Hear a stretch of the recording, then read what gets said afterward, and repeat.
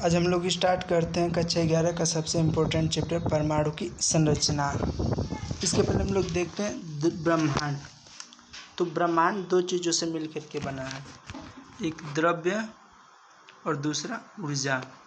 द्रव्य जो छोटे छोटे कणों से मिलकर के बना होता है जिसे हम लोग परमाणु कहते हैं। सन 1808 में परमाणु से संबंधित डाल्टन ने एक थ्योरी कंपोज की जिसको हम बोलते हैं डाल्टन का परमाणु सिद्धांत। इस सिद्धांत के अनुसार डाल्टन ने कहा कि प्रत्येक पदार्थ छोटे छोटे कणों से मिलकर के बना होते हैं जिन्हें परमाणु कहते हैं। परमाणु को किसी भी भौतिक या रासायनिक विधि द्वारा विभाजित नहीं किया जा सकता है। डाल्टन के परमाणु सिद्धांत की कुछ मुख्य बातें थी, जिसमें डाल्टन सिद्धांत की कुछ प्रमुख बातें थीं, जिसका पहला पॉइंट है कि प्रत्येक तत्व अति सूक्ष्म अविभाज्य कणों से मिलकर के बना जिन्हें परमाणु कहते हैं। दूसरा, एक तत्व की सभी परमाणु आकार तथा गुणों में समान होते हैं, किंतु भिन्न भिन्न तत्वों के परमाणु भिन्न भिन्न होते हैं। तीसरा, परमाणु अविनाशी होता है, अर्थात परमाणु को न तो नष्ट किया जा सकता है और न ही उत्पन्न किया जा सकता है।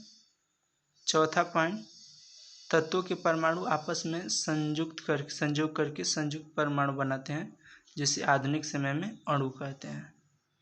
नेक्स्ट और लास्ट पॉइंट कि बनने वाले संयुक्त परमाणु में परमाणुओं की आपेक्षिक संख्या और उनका प्रकार निश्चित होता है।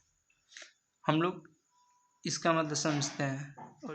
सर जॉन डाल्टन ने यह सिद्धांत तो दिया, लेकिन ये बाद में चल करके गलत हो गए। जैसे इन्होंने बोला था कि परमाणु अविभाज्य है, लेकिन बाद में हम लोगों ने परमाणु को विभाजित किया और मुख्य 3 कणों की खोज की, इलेक्ट्रॉन, प्रोटॉन और न्यूट्रॉन की।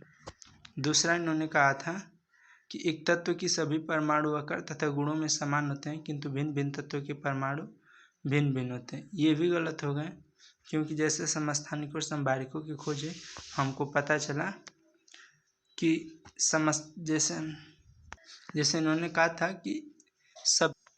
कहा था कि एक तत्व की सभी परमाणु आकार तथा गुणों में समान होते हैं, लेकिन यहाँ बाद में जब समस्थानिकों की खोज हुई तो ये गलत हो गए। हम लोग देखते हैं कि कार्बन के 2 समस्थानिक हैं, C12 और दूसरा C14, और इन दोनों के गुण अलग अलग हैं। इन्होंने बोला था कि एक तत्व की सभी परमाणु आकार गुणों में समान होंगे, लेकिन इन दोनों के गुण आपस में अलग अलग है, इसलिए ये यहाँ पर गलत हो जाते हैं।